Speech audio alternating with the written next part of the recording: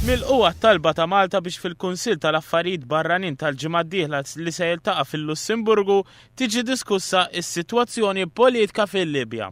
Dan wara l-iżviluppi riċenti fil-qasam tal-immigrazzjoni, b'mod partikolari taż-żewġ traġedji li seħħew fil-jiem li għaddew fl-ibħra bejn il-Libja u Malta. Dan qalu l-Ministru tal-Affarijiet Barranin George Vella waqt li kien qed jiġi intervistat fuq il-programm Sibt il-Punt fuq One Radio. Fejn batt il-messaġġ tilhom isma' araw li ndaħlu fuq l-aġenda il-kustjoni tal-immigrazzjoni u tal-Libja. Tifhem?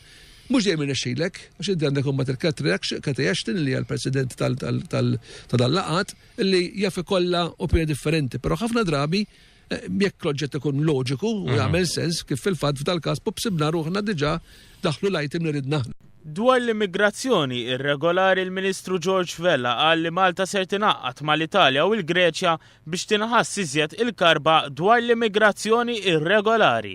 L-Italja tittimjaw anke mal-Greċja għaliex hemm problema tolqotna t-tnejn, allura tlieta, apparti pajjiżi oħra. Imma allura inti flok tajjat waħdek tajtu tlieta flimkien, allura tista' miktar. Fl-istess programm, il-Ministru George Vella ħabbar li fil-ġimgħat li ġejjin ser titla' delegazzjoni mill-Ministeru tas-Saħħa fl-Iżrael. Dan sabiex tkompli l-ħidma wara li 4 ijiem ilu Malta u l-Iżrael iffirmaw pjan ta' kooperazzjoni u żvilupp fil-qasam tas-saħħa u s-servizzi mediċi bejn iż-żewġ pajjiżi. Dan il-ftehim biex pazjenti jkunu jistgħu jirċievu l-kura għal kanċer kien iffirmat nhar it-tlieta qabel it-taħdidiet bilaterali l-Prim Ministru Joseph Muscat kellu mal-Prim Ministru Iżraeljan Benjamin Netanyahu f'Ġerusalemm.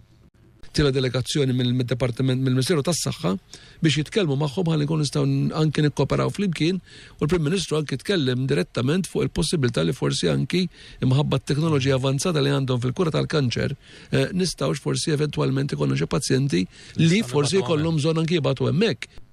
Intant il-Ministru għall-Affarijiet Barranin sostna li Malta għandi sem rispettat f'diversi pajjiżi.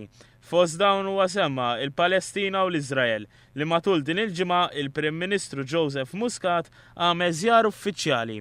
Il-Ministru George Vella qal li Malta għandha pożizzjoni favur l-Iżrael u lanqas favur il-Palestina għaliex l-irwol ta' pajjiżna huwa li jġib il-paċi bejn dawn iż-żewġ pajjiżi.